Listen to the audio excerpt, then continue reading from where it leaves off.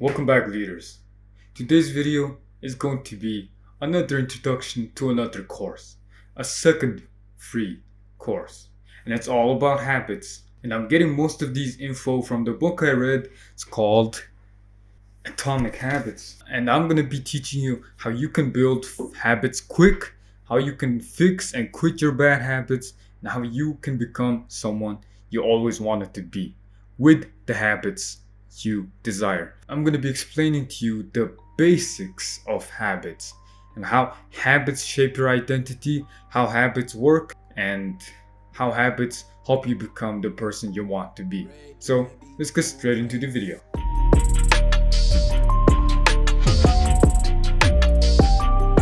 So, how habits shape your identity?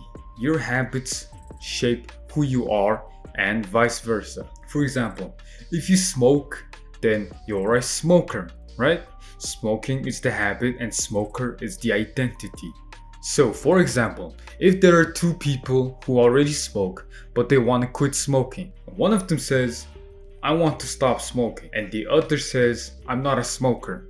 Which one do you think will quit smoking? When you already change your wording, your belief starts to believe in that new identity.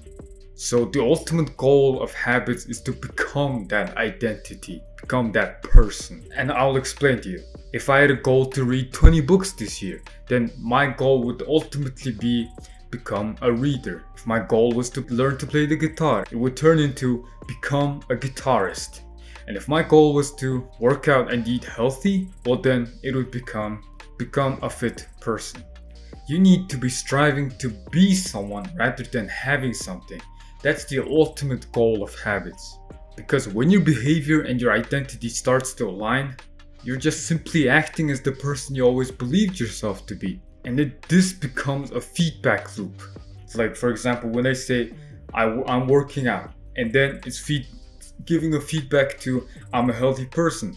And since I'm a healthy person, it gives feedback to I work out. And then it becomes a feedback loop, constantly reinforcing that identity and belief. So the more deeply you identify with an identity, the harder it'll be for you to change it. For example, if an athlete becomes too attached to an identity as a basketball player, and when he gets injured or unable to play ever again, then he will also become really sad or depressed because he was too deeply attached to one identity. So the lesson here is don't be too attached to one identity. And now I'll talk about how your habits can literally change who you are. So habits are like a voting system for your identities.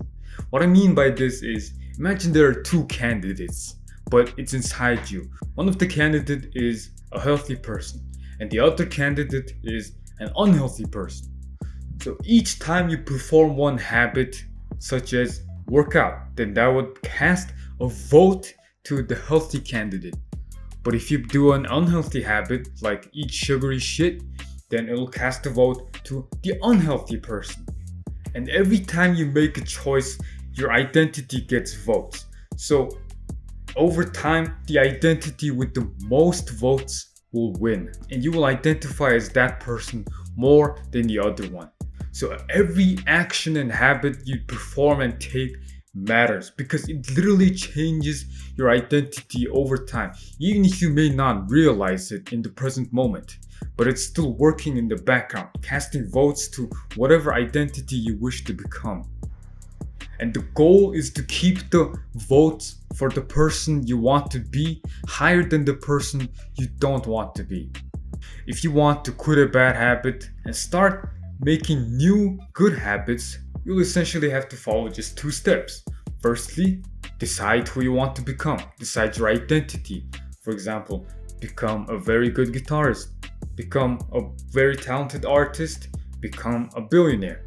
And then secondly, take small actions and wins to reinforce that identity. And the more votes you give them, the faster and better you will start to become the person you want to be.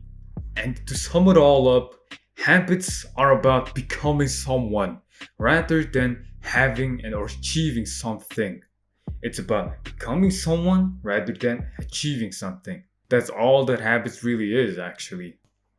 And since we humans are a habit of creature, there's nothing more important than habits in our life. The more good habits we have, the better life we'll have.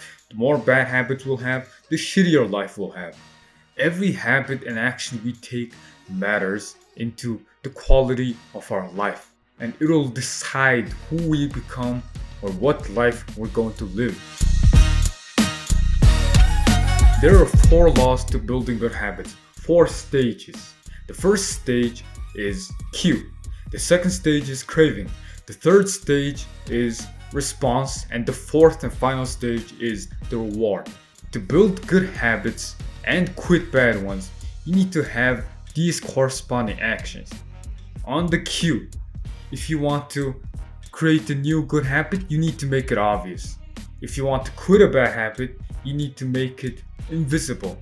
On the craving, make it attractive to build a good habit, or make it unattractive to quit a bad habit. Thirdly, response. Make it easy to create a new habit, or make it hard to do for a bad habit. And fourth, reward. You need to make it satisfying in order to build good habits, and make it unsatisfying to quit bad habits. And in the next upcoming videos, I'm going to be explaining each stage in full detail. So by the end of it, you're gonna know how to build the most perfect, best habit to shape who you want to be, or quit the bad, horrible habits that's destroying your true identity. I hope you got a lot from this video. Feel free to watch it again and memorize all these because it's very important. And as Will Durant said, we are what we repeatedly do. Excellence then is not an act, but a habit. Have an awesome day, leaders, and I'll see you in my next video.